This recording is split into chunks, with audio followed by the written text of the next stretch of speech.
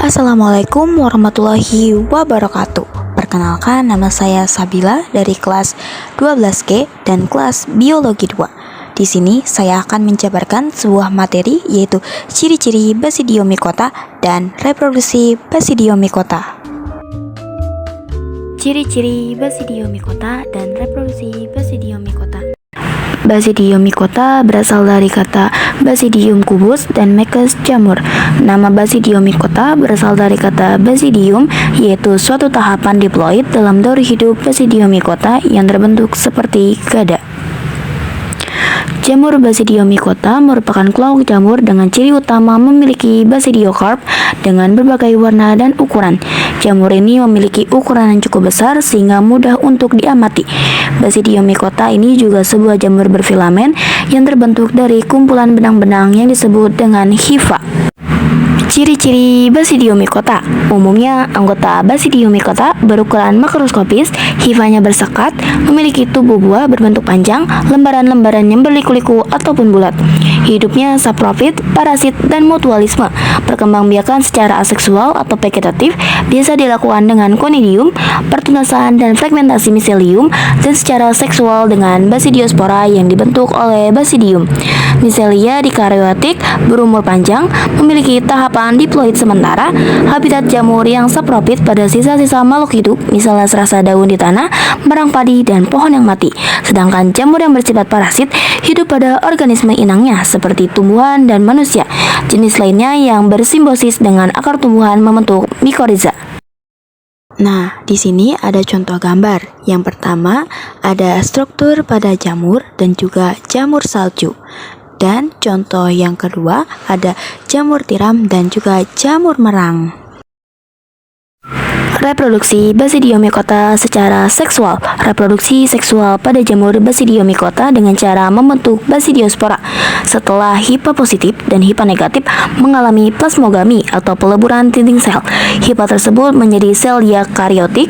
Hifa tersebut kemudian tumbuh menjadi miselium dikaryotik dan berkembang menjadi basidium. Reproduksi Basidiomycota secara aseksual. Reproduksi secara aseksual pada Basidiomycota terjadi dengan membentuk conidiospora atau spora conidia.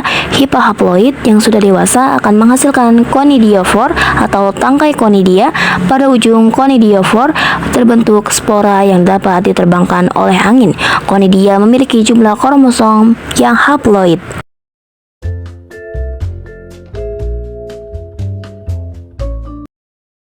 Penjelasannya, hifa positif dan hifa negatif yang berinti haploid berkecambah dari basidiospora. Kedua hifa ini saling bersinggungan. Plasmogami terjadi antara hifa positif dan hifa negatif, sehingga inti salah satu hifa pindah ke hifa lainnya, membentuk hifa dengan dua inti haploid yang berpasangan atau dikaryotik. Hifa haploid dikaryotik akan tumbuh menjadi miselium haploid dikaryotik. Miselium dikaryotik tumbuh dan membentuk badan buah yang disebut basidiokarp. Pada ujung-ujung hifa basidiokarp terjadi karyogami sehingga membentuk basidium yang berinti diploid. Inti diploid dalam basidium akan membelah secara meiosis menjadi 4 inti yang haploid. Basidium membentuk 4 tonjolan yang disebut sterigma pada ujungnya. 1 inti haploid pada basidium kemudian masuk ke dalam salah satu sterigma dan berkembang menjadi basidiospora. Jika basidiospora terlepas dari basidium dan jatuh pada tempat yang sesuai, akan tumbuh menjadi hifa yang haploid. Kesimpulannya, Basidiomycota merupakan jamur makroskopis karena memiliki tubuh buah yang mudah diamati di lapangan. Basidiomycota tumbuh secara alami, umumnya hidup sebagai saprofit pada sisa-sisa makhluk hidup, misalnya serasa daun di tanah, merang padi, dan batang pohon mati. Sekian, terima kasih. Salam planter Indonesia ini adalah Ganoderma boninensis, salah satu jenis Ganoderma yang paling ganas di kelapa sawit. Ya ini bentuknya ini.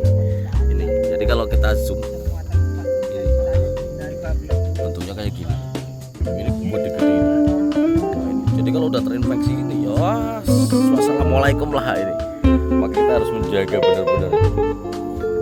Nah, ternyata ini bisa nggak menular dengan catatan bahwa kita stagnasi dengan musuh alaminya. Salah satunya ya Trichoderma lah itu.